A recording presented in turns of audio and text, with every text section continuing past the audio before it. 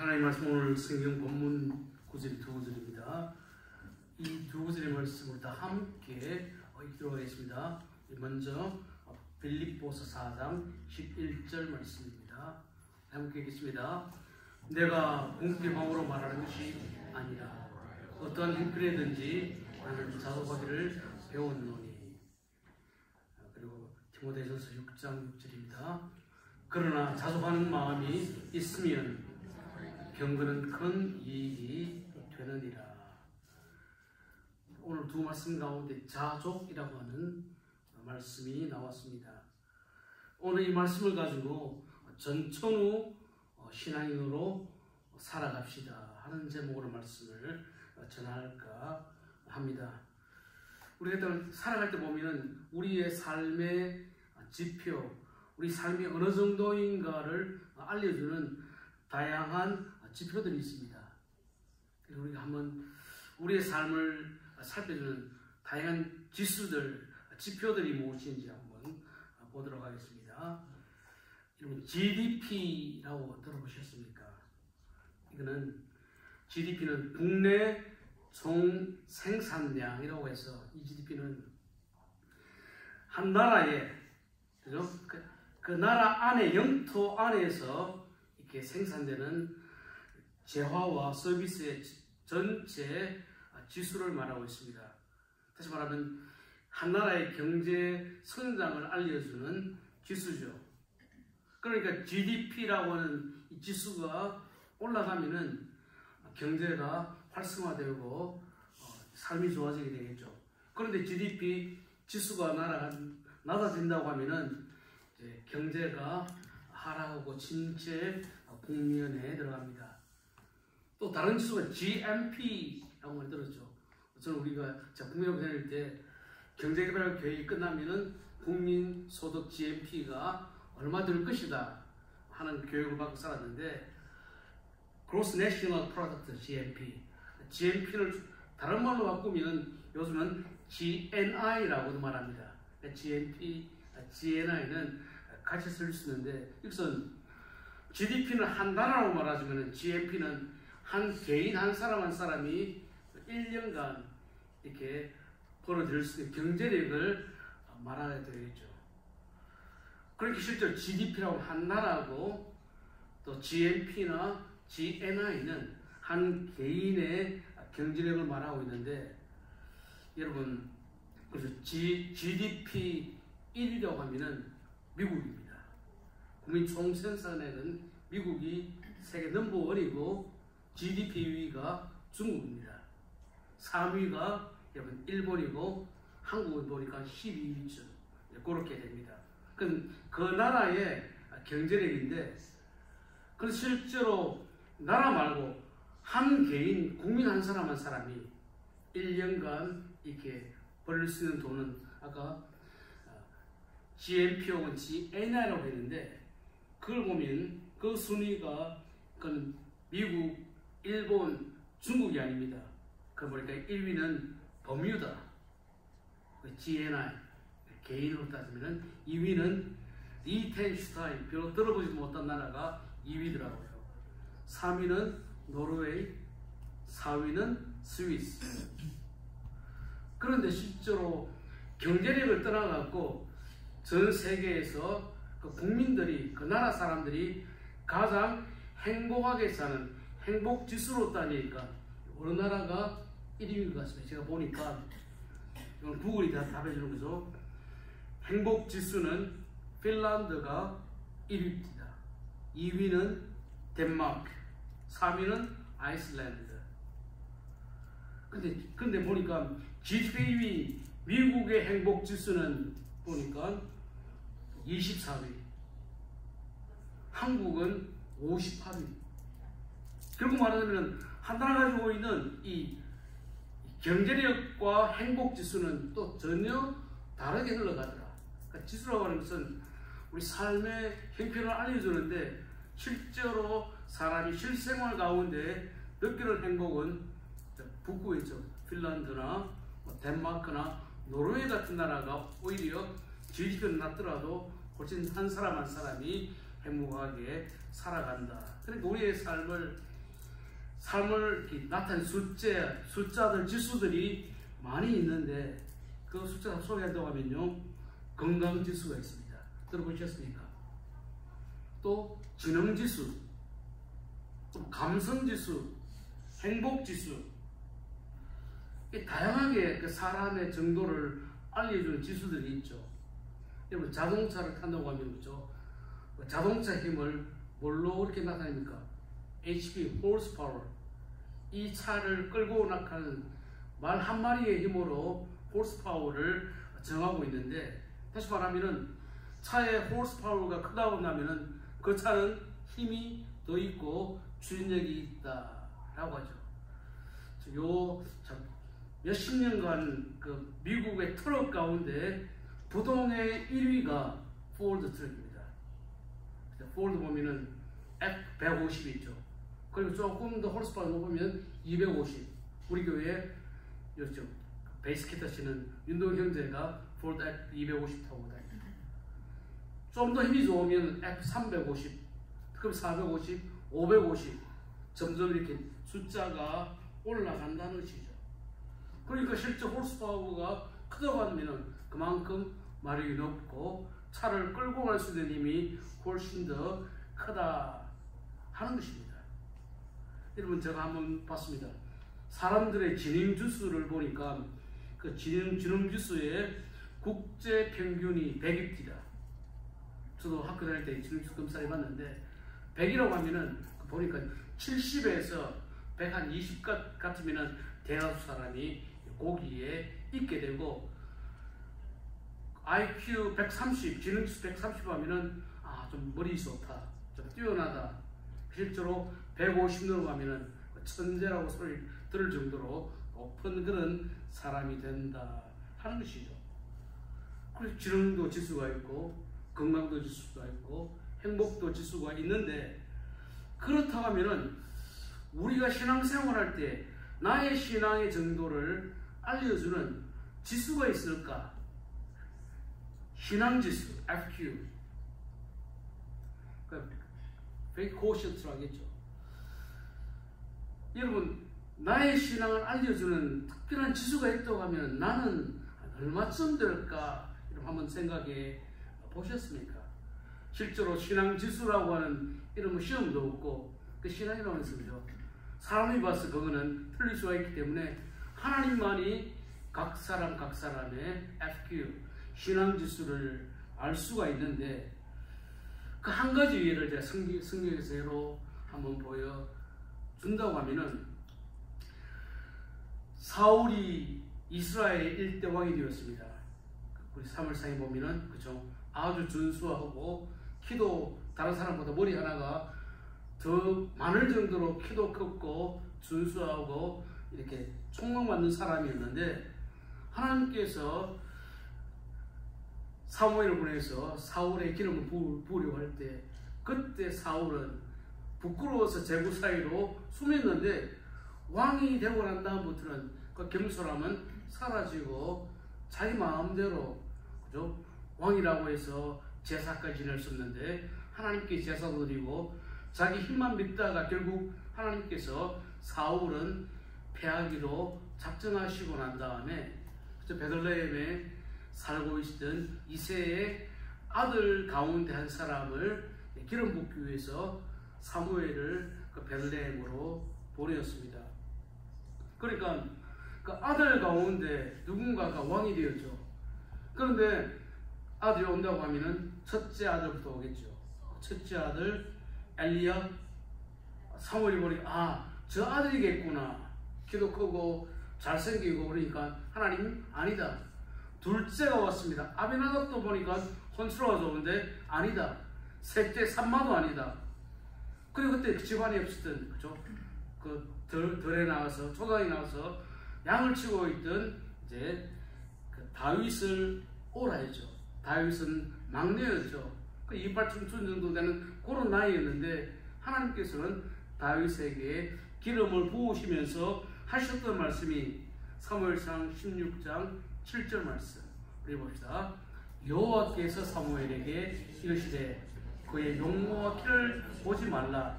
내가 그를 버렸노라. 내가 보는 것은 사람과 같이 아니하니 사람은 외모를 보거니와 나 여호와는 중심을 보느니라 하시더라. 사람이 다른 사람을 평가하는 것과 하나님께서 하나님 신앙 그죠 FQ겠죠. 신앙과 믿음을 보실 때 하나님 보시는 것과는 조금 차이가 있다 하는 것입니다. 그러니까 만약 하나님께서 나를 보신다고 하면 하나님 오늘 우리 가정을 보신다고 하면 우리 교회를 보신다고 하면 우리 교회의 신앙의 지수가 얼마쯤 될까 하는 것을 우리가 한 번쯤 생각해 볼 필요가 있다 하는 것이죠.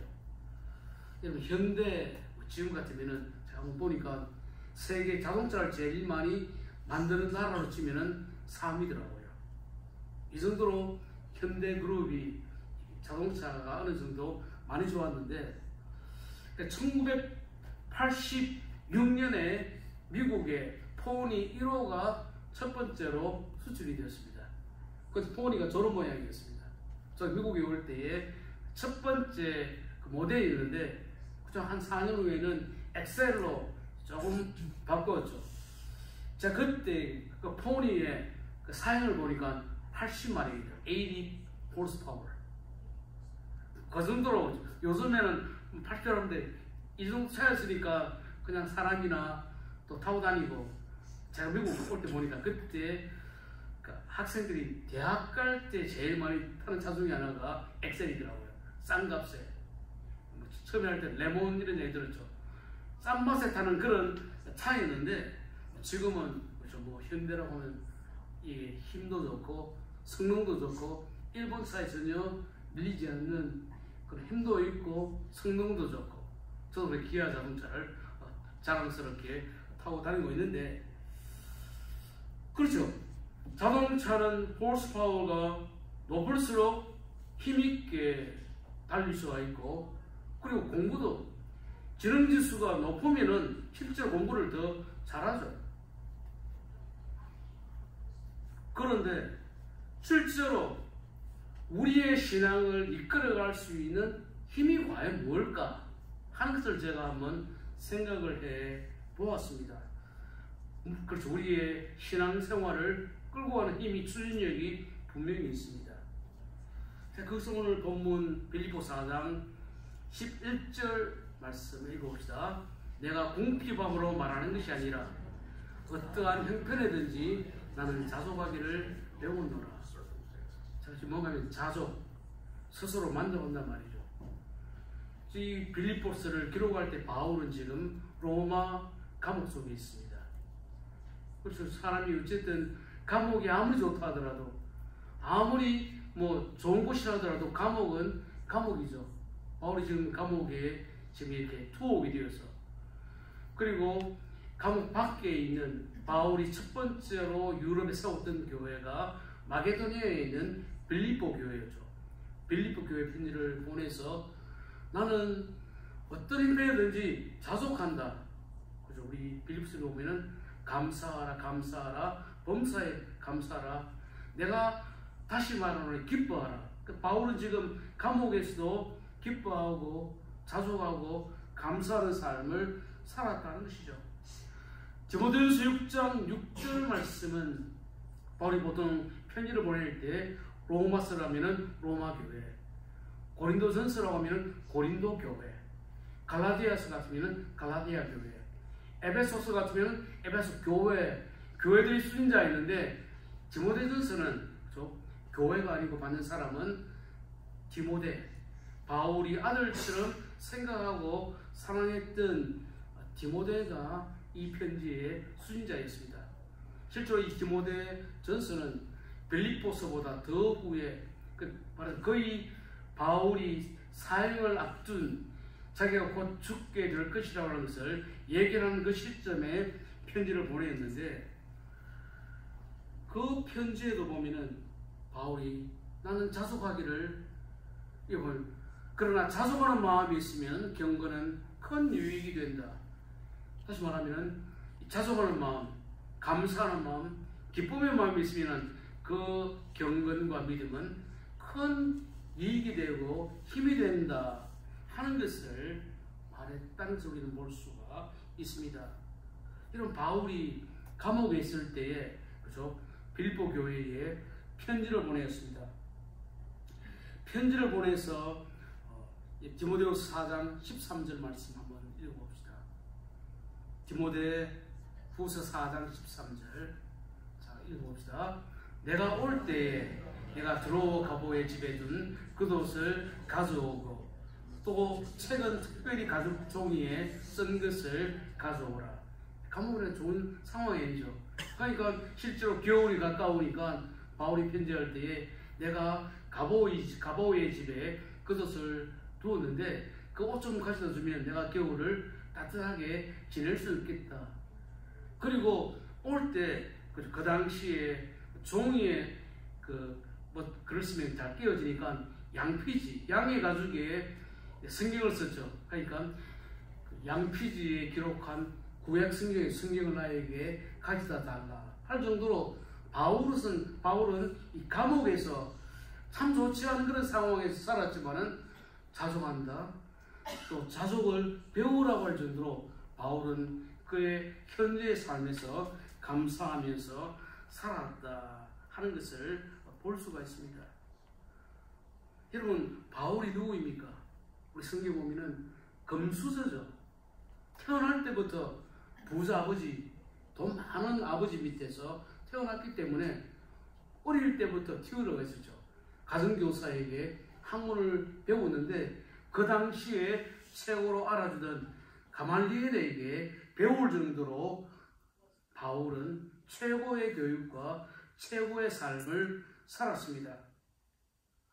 그러니까 금수저 출신이고 또 모든 것들이 뛰어났기 때문에 그죠? 그의 성공과 행복은 정해놓았던 당상인데, 그런데 예수 믿고 난 다음에 쫄딱망한 사람 같으면 바울이죠.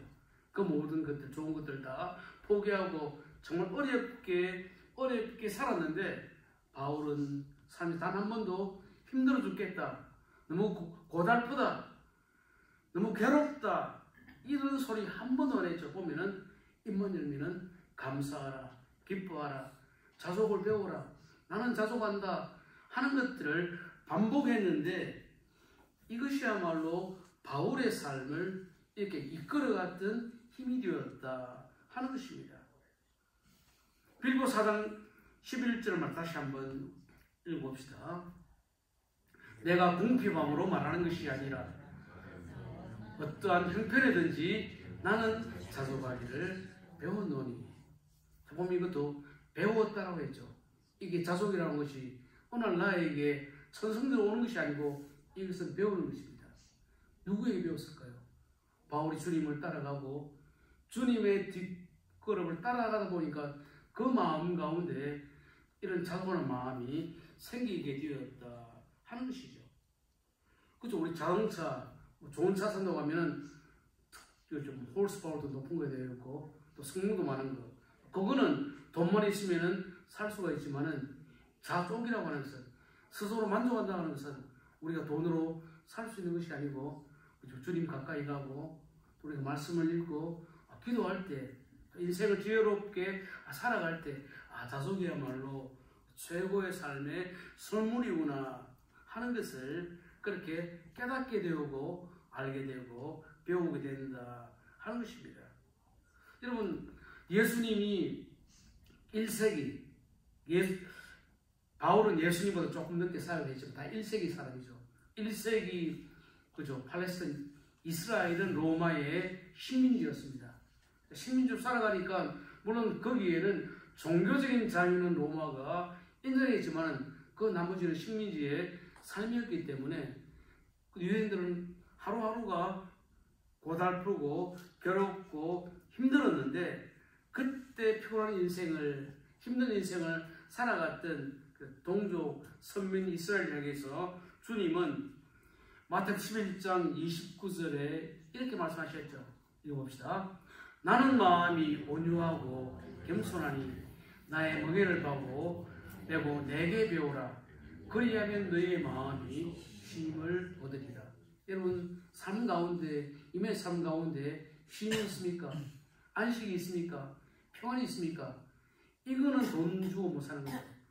우리가 돈을 더 많이 벌어도 더 많은 것들을 가져도 이 쉼과 안식은 주님을 만날 때에 주님이 우리에게 주신다 하는 것이죠. 그러니까 우리가 이민의 삶이 그저 녹록지도 않고 빠듯하지만은 이 가운데 우리에게 필요한 것은 돈이지만 돈보다 더 필요한 것은 마음의 평안과 안식인데, 그러니까 주님 더 가까이 가게 되면, 또 주님이 주신 말씀을 깨닫게 되면, 또 우리보다 먼저 인생을 살았던 선배들의, 선생님들의 그 말을 따라보면 마음의 평안이야말로 주님 주시는 평안은 뭡니까? 우리가 죄의 권세에서 해방되는 것이니까 이것이야말로 주님 가까이 가면 얻을 수 있는 것이다 하는 것을 발견하게 되는 것입니다. 여러분, 바울이 주님을 만나고 난 다음에 쫄딱 망했다고 했는데, 그것은 세상적으로 말하면 돈 많은 그런 사람은 아니었지만은, 바울은 예수 만나고 난 다음에 그의 인생이 그렇죠? 확 풀렸던 그런 삶을 살았죠. 영혼이 잘 되었죠. 그 이유가 뭔가? 고린도전서 11장 1절 말씀 우리 한번 같이 읽어봅시다. 내가 그리스도를 본받는 자 된 것 같이 너희는 나를 본받는 자가 되라. 내가 누구입니까? 그래서 고린도 교회에 편지를 보내는 바울이죠. 그러니까 바울은 뭐가, 나는 살아가면서 주님을 따라가려고 본받으려고 힘쓰고 노력했던 것처럼 여러분도 나를 본받고 주님을 따라가십시오 라고 말했죠. 결국은 바울도 주님을 본받기 위해서 정말 치열한 그런 자기와의 싸움을 싸웠기 때문에 나는 날마다 죽는다는 정도로 싸우면서 주님 주시는 은혜와 평강 가운데 살았다 하는 것입니다.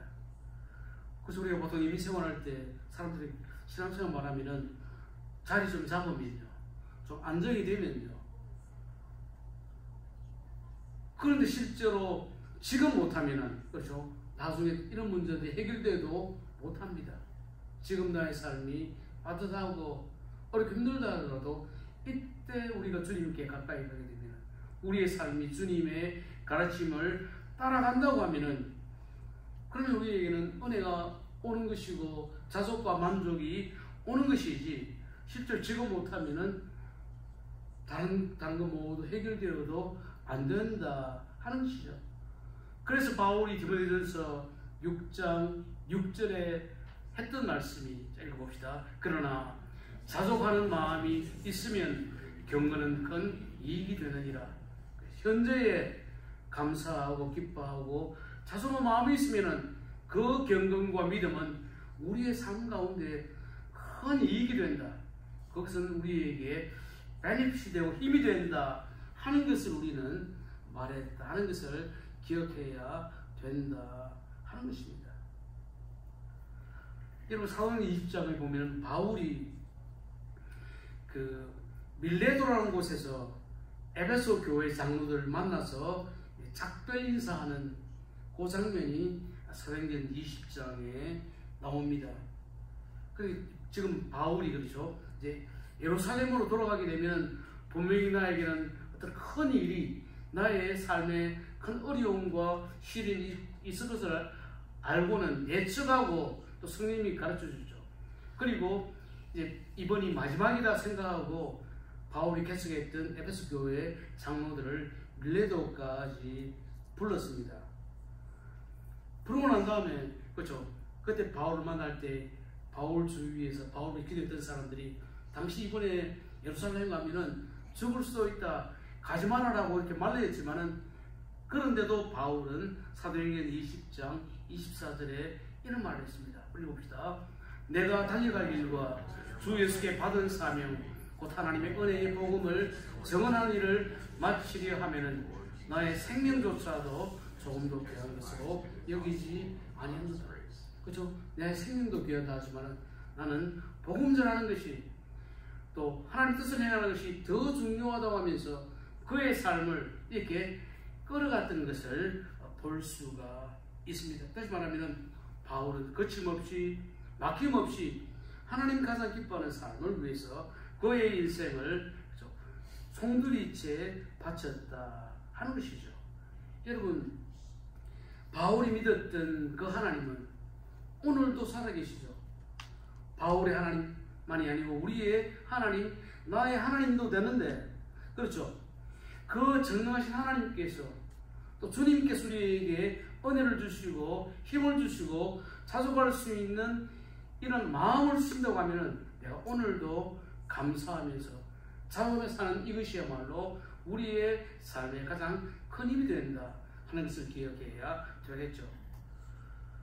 여러분, 우리가 세 번째로 생각할 것은 그럼 자족의 유익이 무엇인가?